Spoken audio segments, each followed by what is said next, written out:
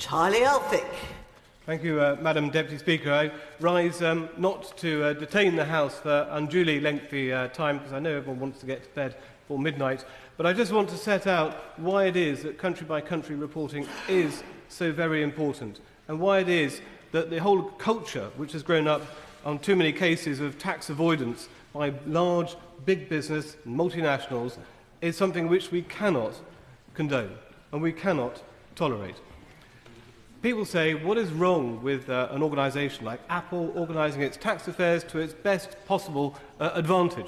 After all, is that not the principle of taxation? Is it not the principle of taxation that there is no equity in taxation and only the literal taxation rules should apply? But my concern is that the conduct of Apple is unacceptable for three key reasons. If a big business organises its tax affairs, so it basically pays no tax whatsoever, then it is inevitably warping the free market, because it is getting an unfair tax advantage or a tax competitive advantage, and it gives it a competitive advantage over other enterprises that are paying tax on their profits.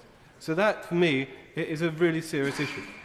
And the other issue with Apple in Ireland is to have a special deal for one business that does not apply to everyone else is counter to the fundamental principle of the rule of law, which is everyone should be treated the same, be they a cleaner cleaning the offices of Apple, or be they Apple itself.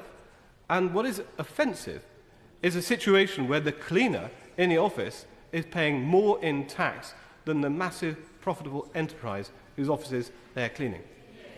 And let me just take the case of Apple, because my honourable friend, the Right Honourable Member for Wokingham, made a powerful point. He said, what is wrong if they've created all this intellectual property? What is wrong with it not being caught in the UK tax net? To which my answer is, if this intellectual property was in fact created in Silicon Valley, but are they paying tax in Silicon Valley? Are they paying tax in America? No, they're not, because what they've done is set up a clever structure where early in their evolution as a business, some, say, 10, 20 years ago, they sold the outside American intellectual property rights for $1 or whatever small amount it was to a Bermuda company that would then have a conduit through Ireland that would then invest across the rest of Europe. And what you then do is you check the box for US tax purposes. In one moment, you check the box for US tax purposes of everything below Bermuda. So from the IRS point of view, it looks like your Bermuda company is the trading company, and because it's a trading company and the only enterprise that there is for US tax purposes, it is therefore not caught by the Subpart F Control Foreign Companies regulations, meaning that no tax can be deemed to be repatriated to the United States. As a result, the situation is that the Bermuda enterprise becomes a cash box for reinvestment across the area, across the European sort of theatre, and hence therein lies your unfair competitive advantage. I give way to my right honourable friend.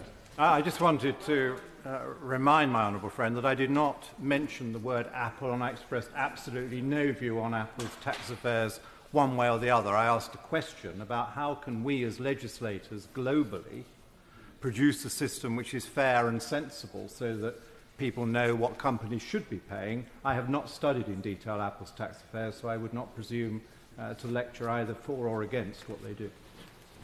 I stand corrected by my right honourable friend, but I think it's not one moment. It's not a question of Apple, and it's a question of general US outbound tax planning, and that's why country-by-country reporting really does matter. I give way. For giving way, and I agree with the points that he's making, but can you confirm my understanding that if my right honourable friend's amendment had applied in Ireland, in the case of Apple, then we would have known the very, very large profits being made by this company, which seems to have only really existed on paper, and we would also have known that it was paying a tiny amount of tax. Wouldn't that have been a very valuable step forward in understanding what was going on? I thank the honourable gentleman for that point. I think the key issue is that we did know, because as I recall, Apple had to report it in some investigation for the Senate, because the Senate in the United States was wondering why it was that no tax had been paid by, well, very little tax being paid by Apple in the United States. my recollection serves me correct. I'm sure a fellow member of this House may well correct me. So, but the issue is one of transparency. These things come to light because the US Senate makes an investigation, or some other enterprise or organisation like the Public Accounts Committee makes an investigation and starts asking the questions, or indeed in the last Parliament, I myself went through the accounts of Google, Amazon and Starbucks and looked at what they were paying as proportion of profits. And that's why I think country-by-country reporting is actually something which ought to be looked at, ought to be considered, and indeed on an international basis. It is important that countries as a whole act together to make sure the international tax system is suitably robust for the internet age. And the reason this really matters is these large enterprises, these big businesses and the elites who don't pay tax, it affects small businesses. Because it's a small business that is rooted in our soil, that employs our neighbours, that pays their dues, who suffer from the competitive advantage, the level playing field, the rule of law, whatever, being warped in this way. And that is my prime concern, because small businesses in my constituency of Dover and Deal are the lifeblood of my local economy. And I want them to have a fair crack. I want the towns and regions of this great nation, of England, that I represent, and Wales and Scotland, to have a fair crack and to be able to come to the fore, particularly in Brexit Britain. It's so important that they're able to come to the fore, to be galvanised, to be part of the leadership of this nation. And that's why we need a Britain that works for the 90%, which is the towns and regions of our nations, rather than big business and the elite 10%. I think that is really important. That's why we need a tax system that works for everyone. And I've been deeply concerned looking at accounts recently in the car rental industry. Colleagues may recall that Avis had imposed a Brexit tax or was accused of imposing a Brexit tax on people renting their cars. And I looked at their accounts and saw that Avis had paid no tax themselves. So they tax their British customers, do not seem to pay any British corporation tax on their profits. And yes, of course. The Honourable Gentleman is making an incredibly powerful speech about the reasons for tax transparency, but isn't the case when he mentions companies like Avis that we should be having transparency for one simple reason and one simple reason only, so that consumers can vote with their feet? And if they believe that the products they're purchasing from the companies that aren't paying tax, either in this country or other countries, they can go and buy their products from elsewhere who are paying tax.